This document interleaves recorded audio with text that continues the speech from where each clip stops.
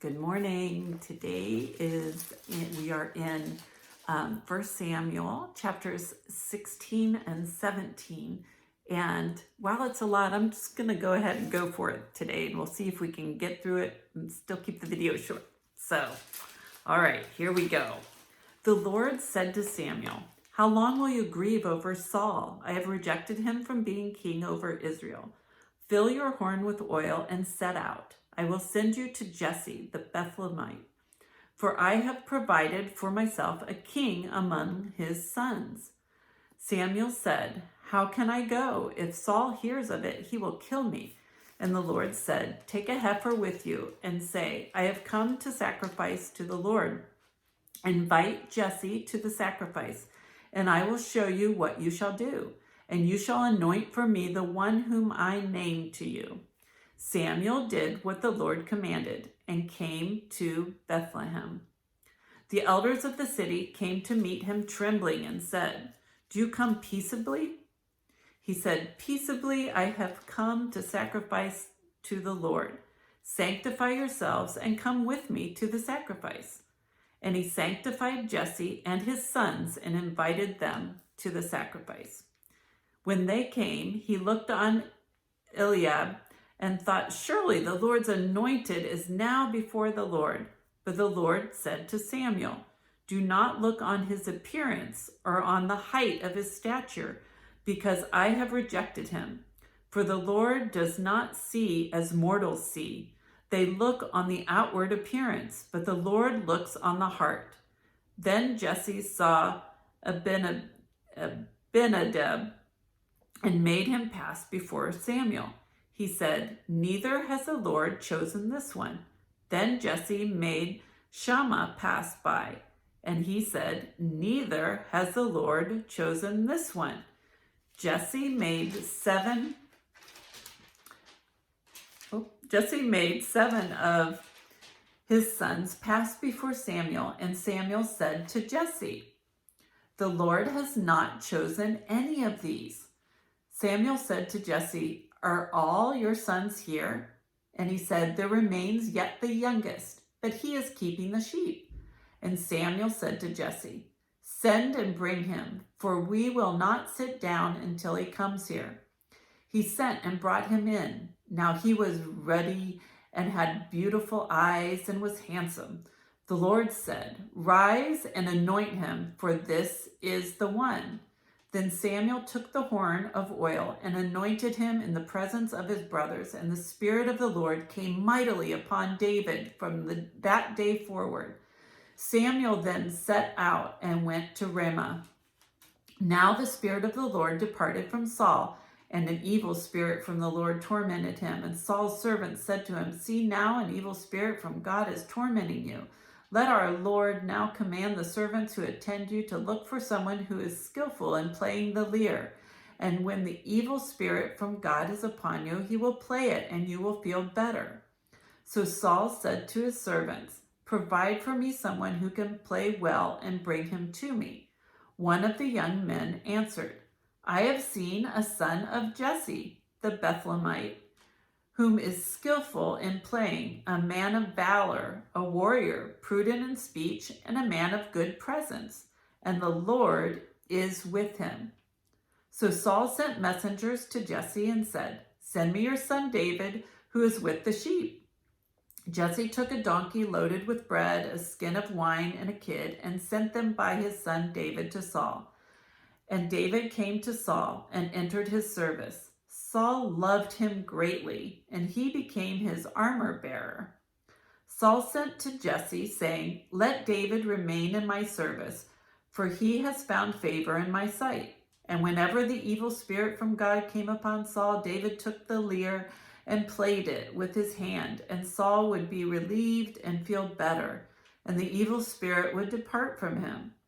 Now the Philistines gathered their armies for battle. They were gathered at Socoh, which belongs to Judah, and encamped between Socoh and Azekah in Ephesdamim. Saul and the Israelites gathered and encamped in the valley of Elah. and formed ranks against the Philistines. The Philistines stood on the mountain on the one side, and Israel stood on the mountain on the other, with a valley between them. And there came out from the camp of the Philistines a champion named Goliath of Gath, whose height was 6 cubits and a span. He had a helmet of bronze on his head, and he was armed with a coat of mail. The weight of the coat was 5,000 shekels of bronze. He had greaves of bronze on his legs and a javelin of bronze slung between his shoulders. The shaft of his spear was like a weaver's beam, and his spear's head weighed 600 shekels of iron. And his shield bearer went before him. He stood and shouted to the ranks of Israel, "Why have you come out to draw up for battle? Am I not a Philistine, and are you not servants of Saul? Choose a man for yourselves and let him come down to me. If he is able to fight with me and kill me, then we will be your servants. But if I prevail against him and kill him, then you shall be our servants and serve us." And the Philistine said, "Today I defy the ranks of Israel. Give me a man that we may fight together." When Saul and all Israel heard these words of the Philistine, they were dismayed and greatly afraid. Now David was the son of an Ephrathite, of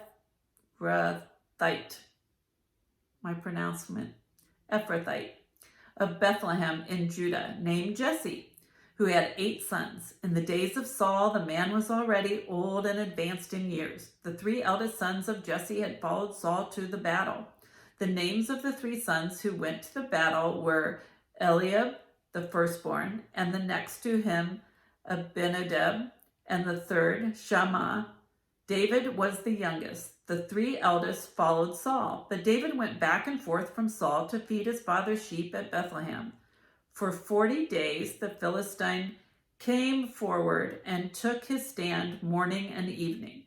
Jesse said to his son David, "Take for your brothers an ephah as parched grain and these 10 loaves, and carry them quickly to the camp to your brothers.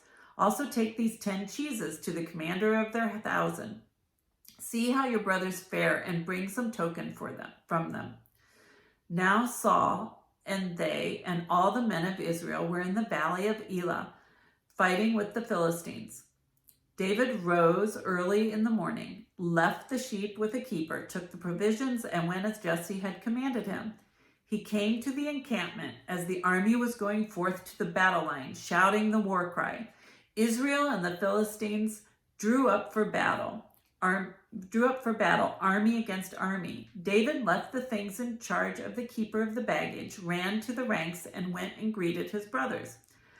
As he talked with them, the champion, the Philistine of Gath, Goliath, by name, came up out of the ranks of the Philistines and spoke the same words as before, and David heard him.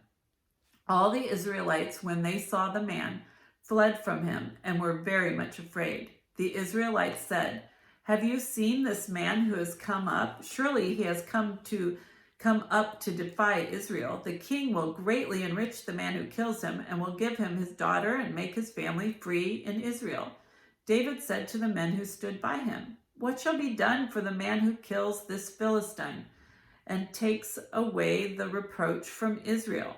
For who is this uncircumcised Philistine that he should defy the armies of the living God?" The people answered him in the same way, "So shall it be done for the man who kills him."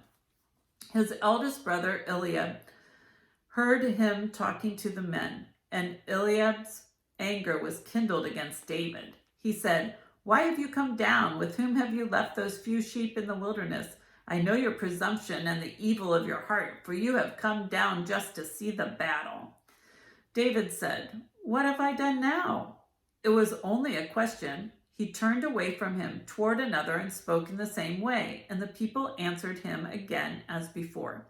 When the words that David spoke were heard, they repeated them before Saul, and he sent for him. David said to Saul, "Let no one's heart fail because of him. Your servant will go and fight with this Philistine."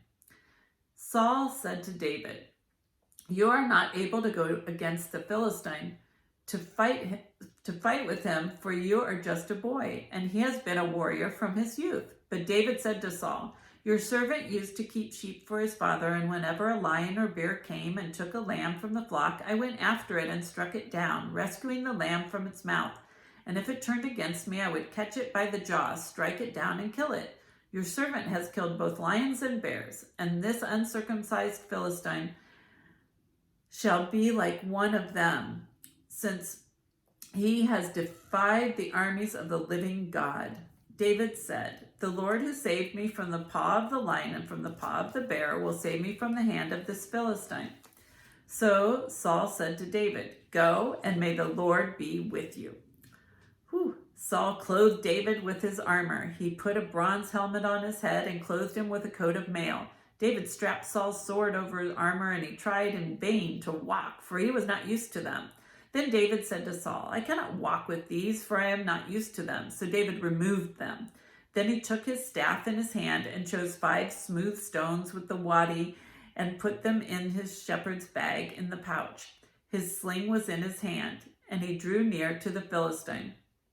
The Philistine came on and drew near to David, with his shield bearer in front of him. When the Philistine looked and saw David, he disdained him, for he was only a youth, ruddy and handsome in appearance. The Philistine said to David, "Am I a dog that you come to me with sticks?" And the Philistine cursed David by his gods. The Philistine said to David, "Come to me, and I will give your flesh to the birds of the air and to the wild animals of the field." But David said to the Philistine, "You come to me with sword and spear and javelin, but I come to you in the name of the Lord of hosts, the God of the armies of Israel, whom you have defied. This very day the Lord will deliver you into my hands, and I will strike you down and cut off your head.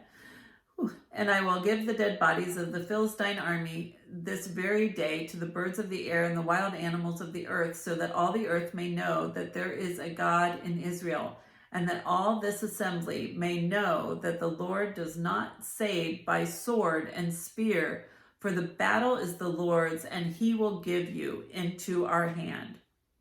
When the Philistine drew nearer to meet David, David ran quickly toward the battle line to meet the Philistine. David put his hand in his bag, took out a stone, slung it, and struck the Philistine on his forehead.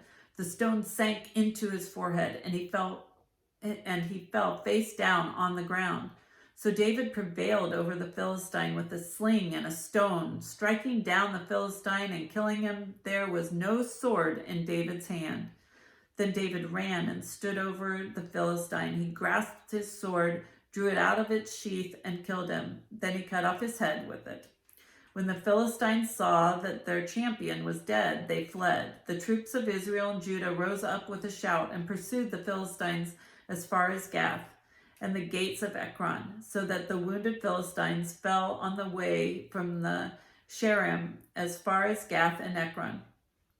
The Israelites came back from chasing the Philistines, and they plundered their camp.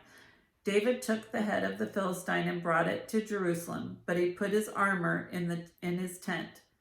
When Saul saw David go out against the Philistine, he said to Abner, the commander of the army, "Abner, whose son is this young man?" Abner said, "As your soul lives, O king, I do not know."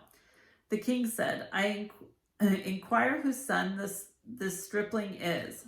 On David's return from killing the Philistine, Abner took him and brought him before Saul with the head of the Philistine in his hand. Saul said to him, "Whose son are you, young man?" And David answered, "I am the son of your servant Jesse, the Bethlehemite."